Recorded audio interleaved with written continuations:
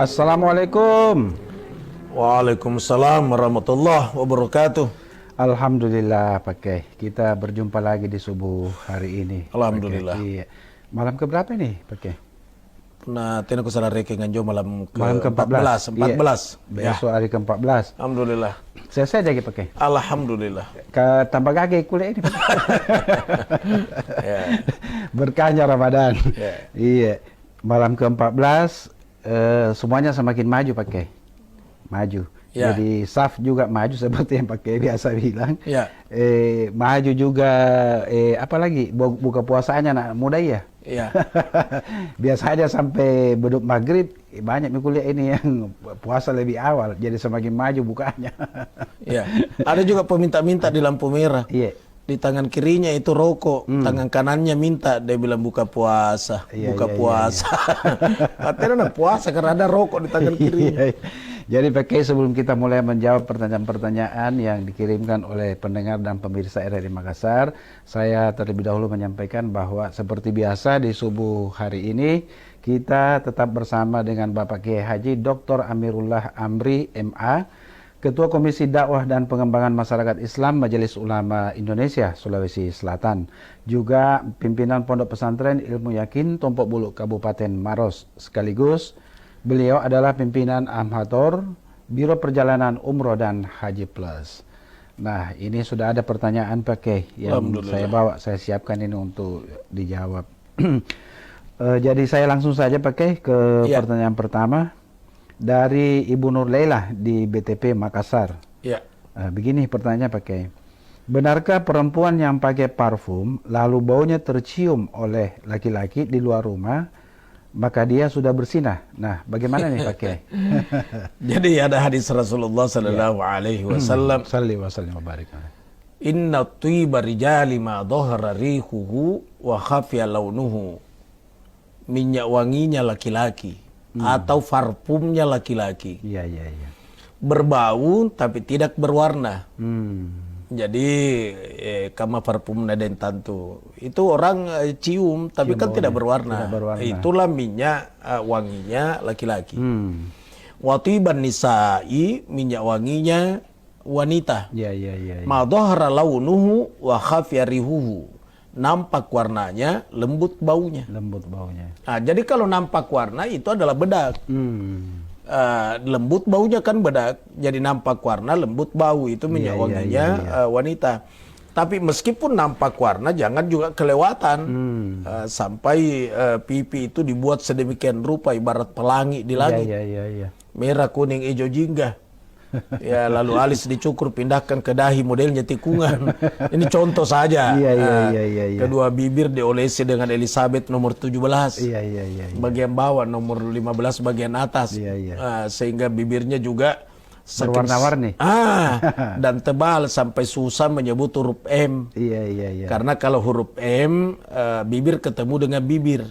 Maka kalau kata mama dia bilang nga. Ini kan menyiksa diri deh.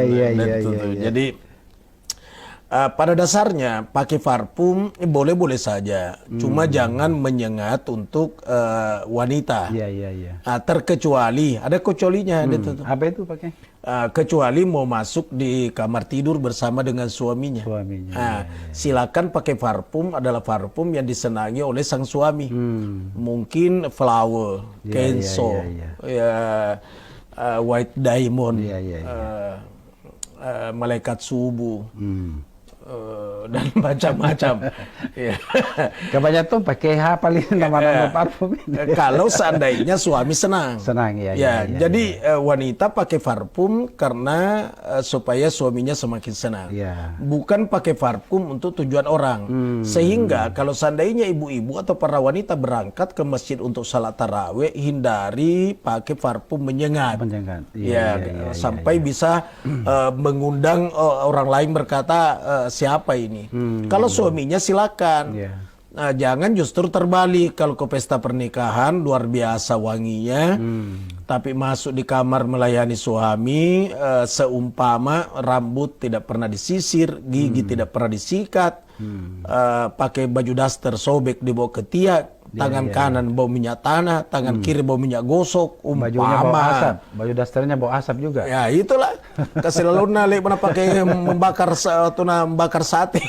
Contoh-contoh. Contoh. Jadi sebenarnya sih bahwa pakai parfum di kalangan ibu-ibu, pakai wanita boleh-boleh saja, silakan. Cuma ingat jangan sampai menyengat lalu bisa mengundang hasratnya laki-laki lain. Nah, gitu. Iya. Tapi kalau untuk dengan kesenangan suami biar juga mandi parfum, umpama biar wangi. Iya. Gitu. Jadi Jadi memang bukan bahwa memakai parfum lantas jadi kategorikan berzina, bukan. Iya. Cuma bisa mengundang hasrat persinahan gitu. Iya. Jadi boleh, tapi lebih ditekankan untuk Tujuan suami. cocok Untuk suami. itu. Baik, Pak Kiai. Selanjutnya saya ke pertanyaannya Pak Muhammad di Kabupaten Pangkep. Ya. Benarkah doa anak murid yang pernah kita ajar itu bisa menjadi doa yang diterima jika kita sudah meninggal? Ya. Nah, bagaimana kalau semasa hidup kita ini kurang mengajarkan ilmu agama kepada anak kita, tapi justru mengajar ilmu agama kepada anak orang lain? Bagaimana nih Pak Kiai? Ya. Mengajar ilmu agama kepada anak orang lain tidak salah. Iya. Cuma anak kandung itu adalah merupakan tanggung jawab karena itu adalah amanah Allah. Iya. Tapi mengajar orang lain jangan dikurangi volumenya. Tinggal dipikirkan bagaimana anak-anaknya juga bisa terlibat di situ diajar. Karena kapan anak tidak sholat, tidak ngaji adalah bapak ibunya tanggung jawab. Karena ku anfusakum wa ahlikum nara. Jaga dirimu dan ahlimu. Ahlimu itu keluargamu. Keluargamu itu anakmu, istrimu. Jaga itu dari api neraka. Kemudian murid sesungguhnya itu adalah merupakan anak, ya anak didik. Dan kalau anak itu menjadi anak soleh-solehat, lalu dia doa, termasuk guru-gurunya dapat ya daripada bagian daripada doa itu. Jadi tidak mesti sebenarnya anak yang dilahirkan, bukan. Jadi itu bahwa idza mata ibnu adama in qata'a amaluhu. Kalau mati anak cucunya Adam, putuslah amalnya.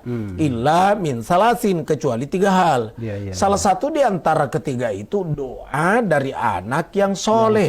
Bukan doa dari anaknya yang soleh. Kalau dipahami doa dari anaknya.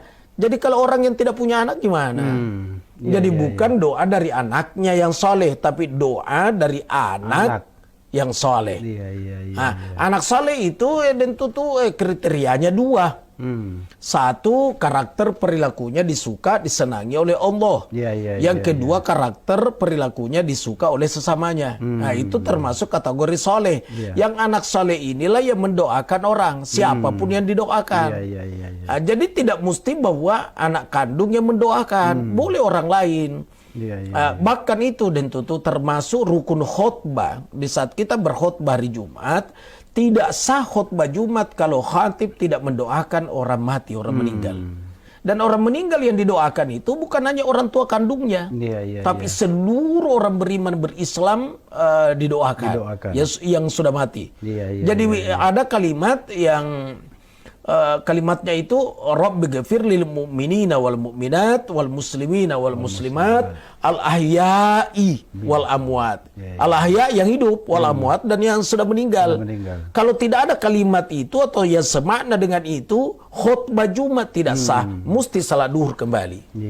Jadi tidak betul kalau orang berkata mesti anak kandungnya yang doakan. Tidak betul itu, bukan mesti anak kandungnya. Semua anak saleh. Saya selama ini saya pikirnya begini, pakai anak kandung kita sendiri, padahal setelah saya dengar Pak Kiai jelaskan ternyata siapapun. Coba dan tutup kalau seandainya mesti anak kandung yang doakan, maka Allah tidak adil. Karena orang yang tidak punya anak pasti menuntut di akhirat. Ini banyak anaknya yang doakan karena direzekikan banyak anak. Kenapa saya tidak punya anak? Nah, jadi di situ bukan anak kandungnya, tapi anak yang soleh. Jadi siapapun yang mendoakan anak itu soleh, dia doakan sampai. Dan ini dan tutu. Kan ini selalu juga diperselisihkan di masyarakat tentang baca Fatihah. Fatihah itu doa. Iya. Jadi afdalud doa alhamdu rawahul Bukhari. Hadis sahih.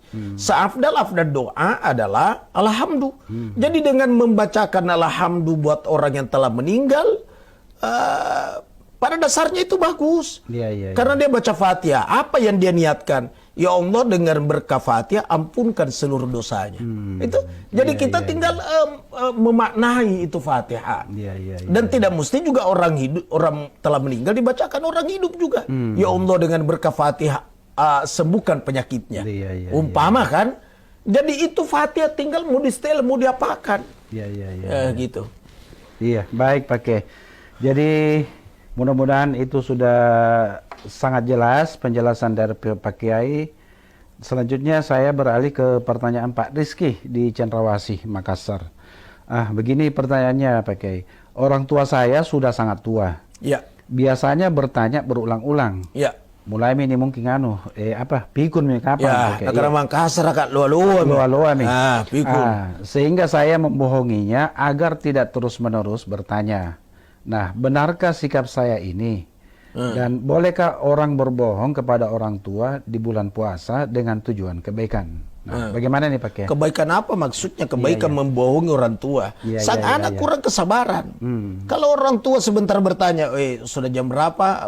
Sudah duhur? Ya udah duhur, Mak. Sebentar nanya lagi, sudah duhur. Jawab lagi, sudah duhur. Sebentar nanya lagi, sudah duhur. Udah duhur. Apa bedanya di saat anak itu dulu waktu masih kecil.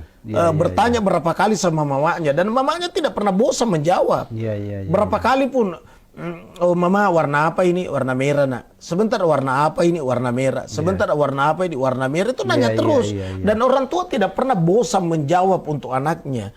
Tapi giliran orang tua sudah pikun, sudah jompo, anaknya terkadang punya kejenuhan. Ya, dia bosan. Lebih parah lagi, dia paksa anaknya ke panti jompo. Mama, saya mesti bawa ke panti jompo karena suka meludah di ruang tamu. Iya. Nah, ini contoh-contoh ini. Padahal waktu kecil si anak suka berak sembarang tempat. Betul. Sampai itu kasihan mamanya menangis. Dia bilang, nah, tidak usah saya dibawa ke panti jompo. Cukuplah di rumah ini. Kalau saya suka meludah di sembarang tempat, buatkan aku kamar di dekat WC-mu, dekat toiletmu. Biarlah saya meludah di situ. Karena saya senang mendengarkan tangisan dari cucu-cucuku. Tapi tetap dipaksa berangkat ke panti jompo. Anak ini durhaka ini. Kalau orang tua sampai sakit hati, biar anak tarawih setiap malam, tahajud setiap malam, puasa terus, sedekahnya banyak, Allah tidak reda. Nah, kalau anak durhaka seperti itu, pakai balasannya apa nanti kelak di akhirat? Jangankan masuk surga, mencium baunya surga tidak bisa. Mencium baunya surga tidak bisa, apalagi masuk di dalamnya. Berarti neraka, pakai? Iya, karena hanya 2 tempat. Tidak ada 3 tempat. Kalau bukan surga, neraka. Jadi pula tidak utama di surga, nasam di remono, di blender kok di neraka. Gitu. Jadi sebagai seorang anak, pakai bagaimana sebaiknya kita ini berlaku terhadap orang tua? Dituntut kesabaran. Itu wala taqul lahuma uf. Jangan engkau berkata kepada kedua orang tuamu. Nah, membentak tidak boleh, tidak boleh. Tidak boleh.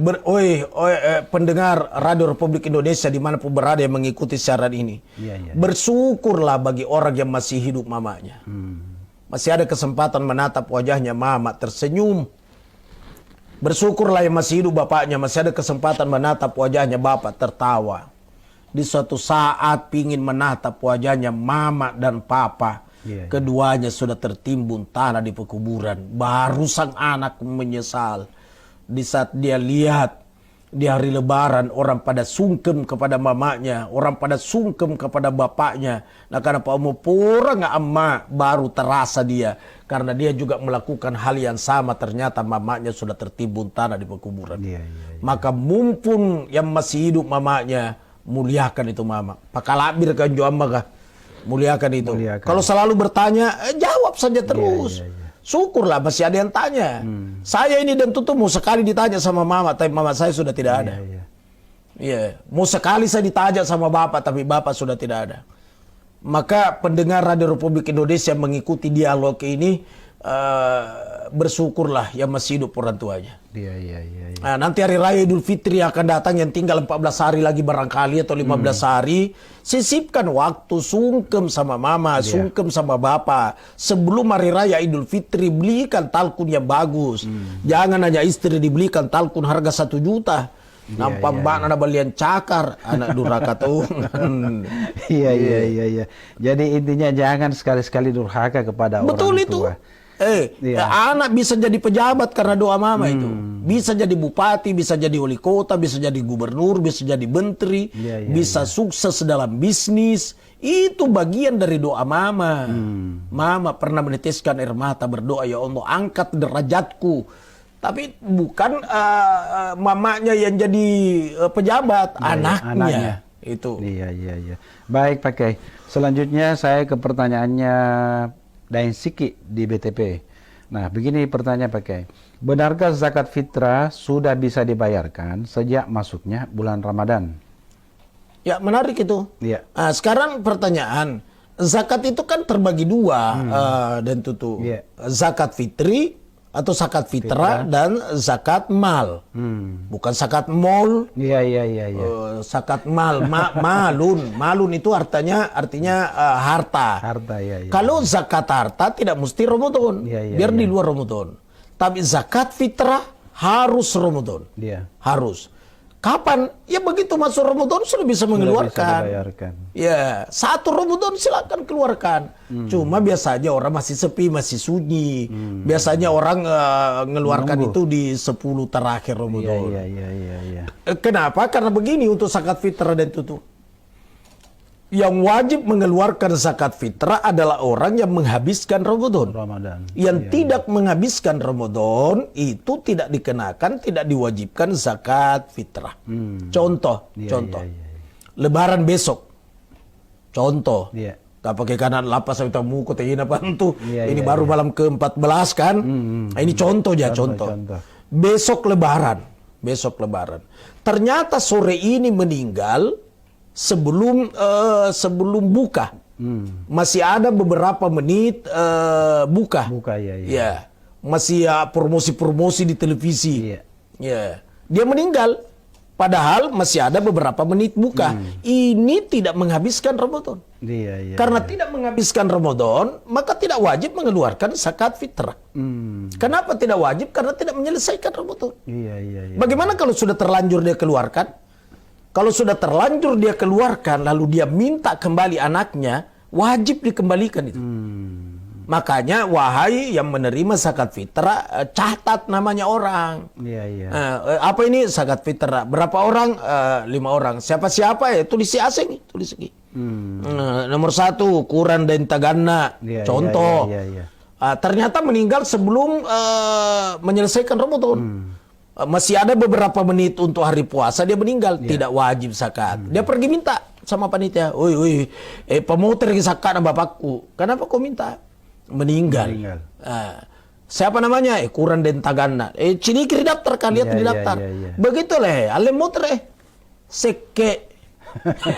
Kang apa numpah lagi muter tidak biarlah menjadi sedekah biasa, tidak usah minta lagi. Jadi ini hanya sekedar pengetahuan, bukan untuk dipraktekkan. Contoh.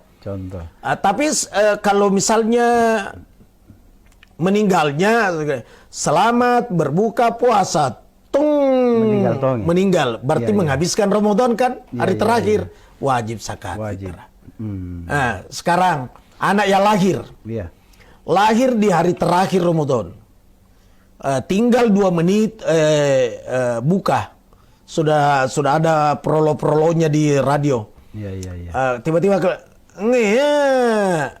ini bayi mendapatkan Ramadan meskipun beberapa menit, wajib dikeluarkan zakat fitrah. Masya Allah. Ilmu kan? Ilmu orang tahu. Tapi kalau lahirnya selamat berbuka puasa, hari terakhir, berarti sudah bukan Ramadan lagi. Karena sudah lewat. Sudah lewat. Dia sudah di Syawal. Sudah Syawal. Karena besok Lebaran. Dia lahirnya di Syawal. Sudah ramai Radio Republik Indonesia. Allahu Akbar, Allahu Akbar, Allahu Akbar. Asar-atau pun petasan brong. Gitu. Lapas sampai muko. Lahir juga ini anak. Lahir. Di hari terakhir Ramadan, tapi sesudah Sudah Syawal. Buka berarti Syawal, tidak dikenakan zakat fitrah. Begitu dalam ilmu fikih. Iya. Jadi ini perlu diperhatikan ini supaya kita semua bisa paham, khususnya untuk pendengar dan pemirsa RRI Makassar. Baik Pak Kiai, selanjutnya saya ke Jalan Pongtiku. Tunggu dulu. Masih ada masih ada sehubungan dengan itu. Ini penting. Iya. Itu zakat fitrah adalah beras yang kalau beras memang makanan pokoknya dikeluarkan beras karena sesungguhnya dalam hadis itu kan gandum disebut dalam hadis adalah gandum, orang Makassar Sulawesi adalah beras. Kenapa beras? Karena kok yang dikonsumsi bukan gandum tapi beras. Makanan pokok. Maka berkata ulama fikih yang dikeluarkan sebagai zakat fitrah adalah makanan pokok. Itulah. Menurut kesepakatan ulama, tentu hasil ijtihadnya setelah memeras berbagai dalil, diambil kesimpulan 3,5 liter. Sekali paganda ke 4 liter lah. 4 liter. Ya setengah liternya itu anggaplah pemberian biasa. 3,5 liternya inilah takaran zakat fitrah. Kemudian beras apa biasa dikonsumsi di Tantur Balada? Kalau saya beras kepala. Kalau kepala yang dikonsumsi maka itu juga dikeluarin. Artinya jangan beras kepala yang dimakan, tanpa beras terasa di Pansulu yang keras kayak yang murah, yang 6.000, padahal beras kepala itu 10.000. Ini contoh lah. Contoh. Jadi kalau yang dimakan dikonsumsi beras kepala, keluarkan juga beras kepala. Jangan beras yang keras itu. Itu. Mungkin sudah paham seperti. Tapi biasa tuh begini Pak Kiai, sebelum Ramadan, kan kalau Ramadan itu naik semua apa ya? Harga barang-barang naik. Sebelum Ramadan biasanya kita beli beras misalnya per liternya itu 8.000, masuk Ramadan naik 9.000. Tapi jenis berasnya sama. Bagaimana itu Pak Kiai? Makanya Imam Syafi'i itu kalau Imam Syafi'i jangan diuangkan zakat fitrah. Kalau Imam Syafi'i tetap makanan pokok. Makanan pokoknya beras kepala tadi, keluarkan beras kepala. Itu Imam Syafi'i. Tapi kalau Ahmad bin Hambal boleh beras ini ditakar dengan nilai rupiah. Nilai rupiahnya sekarang karena 10.000 per liter berarti 30.000 lebih. Begitu. Kalau mau Syafi'iyah ya mesti beras kasih keluar. Kalau Muhammad bin Hambal boleh dengan duit. Gitu. Ditakar dengan nilai uang. Baik Pak Kiai. Selanjutnya saya ke mana ini? Ke pertanyaan yang tidak sempat kita jawab hari-hari sebelumnya Pak Kiai. Ini dari Pak Kamaluddin di Makassar. Begini pertanyaan Pak Kiai. Saya pernah disampaikan oleh bapak saya untuk mengamalkan aura Ahmadiyah atau Muhammadiyah dan doa akasa. Nah, belum sempat saya menanyakan apa keutamaannya, bapak saya sudah meninggal dunia. Nah, mohon penjelasannya Pak Kiai. Itu aurat. Aurat itu adalah wirid.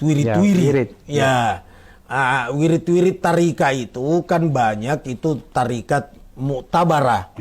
Yang Mu'tabarah itu adalah tarikat yang diakui silsilahnya sampai ke Rasulullah. Contohnya, di mana kau ambil wirid itu? Dari Amirul Amri. Amirul Amri ambil di mana? Ambil sama gurunya. Gurunya ambil di mana? Ambil gurunya lagi, gurunya lagi, sampai ke Nabi Khidir, sampai kepada Rasulullah. Itu silsilah itu nyambung terus. Inilah yang dimaksud tarika al-Mu'tabarah. Wiridnya apa? Kalau itu tadi tarikat Ahmadiyah. Ahmadiyah itu kan Al-Muhammadiyah. Al-Muhammadiyah Al-Idrisiyah, As-Sanusiyah. Nah, itu wirid-wiridnya itu kan istighfar, salawat. Kemudian kalimat La ilaha illallah Muhammadur Rasulullah fi kulli lamhati wa nafasin adada ma wasi'ahu ilmullah. Ini mesti diselesaikan dengan jumlah dari mursyid. Istighfar 100. La ilaha illallah Muhammadur Rasulullah fi kulli lamhati wa nafasin adada ma wasi'ahu ilmullah 300. Salawatnya 100, jadi 500 mesti selesai dalam setiap hari. sebenarnya tidak perlu dipertanyakan apa keutamaannya. Baca saja. Yang jelas dengan membaca itu, maka ujung-ujungnya engkau semakin dekat kepada Allah. Dan wirid ini ditelusuri silsilah nasab keilmuan itu bersumber dari Rasulullah. Bersambung ke atas. Bersambung ke atas. Bukan unik karang-karang. Di mana kau ambil wirid itu kau baca jadikan wirid. Dia bilang dari nenekku. Di mana ambil nenekmu? Dia dapatkan dalam mimpi. Oh, enggak begitu. Tarikah yang mutabar itu silsilahnya sampai ke Rasulullah. Tarikah mutabar itu seperti Al-Muhammadiyah, As-Sanusiyah, Al-Dirisiyah, kemudian Halwatiyah, Naqsyabandiyah, Asyadziliyah, Ar-Rifaiyah, itu banyak itu. Kalau ditelusuri semua itu, lantas jenjang nasabnya sampai ke Rasul, maka namanya mutabar. Apa manfaatnya wirid itu? Salah satunya hatimu akan tenang. Kemudian yang kedua, engkau semakin dekat kepada Allah dan Rasul. Alhamdulillah. Yang ketiga, dengan izin Allah, kalau seperti wirid yang ditanyakan itu dari Tarekat Al-Muhammadiyah, insya Allah hadir Rasulullah ketika dia sakarat. Kalau bila mana mungkin hadir? Kalau tidak hadir di situ, hadir di alam barzah memberikan syafaat. Kalau tidak dengan itu, Rasul akan datang di titian di saat kalian akan meniti. Memberi syafaat. Yang bersyafaat. Dia bilang ada hadisnya begitu? Ada. Makanya jangan sedikit-sedikit ngomong tidak ada hadisnya. Bukan tidak ada hadisnya, belum baca hadisnya. Belum ada apa. Yang cocok. Jadi itu ada hadis salah satu begini dan tutup. Innal abda idza udiya fi qabrihi, sesungguhnya seorang hamba ketika diletakkan di liang lahat dalam kuburnya. Kita semua akan mengalami itu. Wa tawalla anhu ashabu, kemudian sahabatnya sudah pada berpaling pulang. Jadi sudah diletakkan di liang lahat, orang pada pulang. Atahu malakani, muncul dua malaikat, Munkar dan Nakir. Begitu muncul Munkar dan Nakir, tabang kata anjo pun ada bebatu anjo Munkar Nakir apa kali-kali tawami. Begitu muncul secara spontanitas hadir Rasulullah. Ini hadis Sahih Bukhari Muslim meriwayatkan. Sampai Munkar Nakir tidak berkata marrabu kama nabiyuka, dia bilang makun tatakulu fi hadzal rajul. Apa yang engkau hendak katakan terhadap laki-laki ini? Kalau bang kasaran senjenu rupan nih, kau kenal ini siapa ini? Siapa ini? Allah sudah berkata, asyhadu annahu abdullahi wa rasuluh. Dia adalah hamba Allah dan dia adalah Rasulullah. Inilah yang dimaksud itu pertanyaannya. Apa manfaatnya wirid ini? Supaya di situ mengenal Rasul.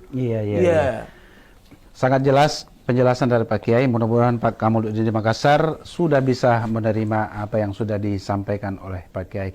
Baik Pak Kiai, karena waktu kita juga sangat mepet ini, jadi sebelum saya pamit dan kita tutup, mungkin Pak Kiai bisa berdoa dulu. Bismillahirrahmanirrahim. Alhamdulillahirabbil alamin. Allahumma shalli wa sallim ala sayyidina Muhammadin. Ya Allah, ya Tuhan kami mohon kepadamu ya Allah, terimalah ibadah kami ya Allah. Amin. Ibadah sunat, ibadah wajib, ibadah apapun yang kami lakukan, terima ya Rabb. Dan kalau ada kesalahan, ampunkan ya Allah. Ampunkan pula dosanya kedua orang tua kami, guru-guru kami, saudara-saudara kami, semua yang mengaku beriman berislam, baik yang masih hidup maupun yang telah mendahului kami, ampunkan ya Rabb. Rabbana atina fid dunya hasanah fil akhirati hasanah wa qina adzabannar wa adkhilna jannata ma'al abrar ya aziz ya ghaffar rabbal alamin. Wa sallallahu ala sayyidina Muhammad walhamdulillahi rabbil alamin. Amin ya Allah rabbal alamin. Baik Pak Kiai, jadi sebelum saya pamit, saya sampaikan juga kepada seluruh pendengar dan pemirsa RRI Makassar, bagi Anda yang ingin bertanya silakan mengirim chat WA ataupun voice note di nomor 0821 3333 9440. Jadi baik Pak Kiai, saya pamit dulu. Besok bisa berdatang. Insyaallah, insyaallah. Assalamualaikum. Waalaikumsalam warahmatullahi wabarakatuh.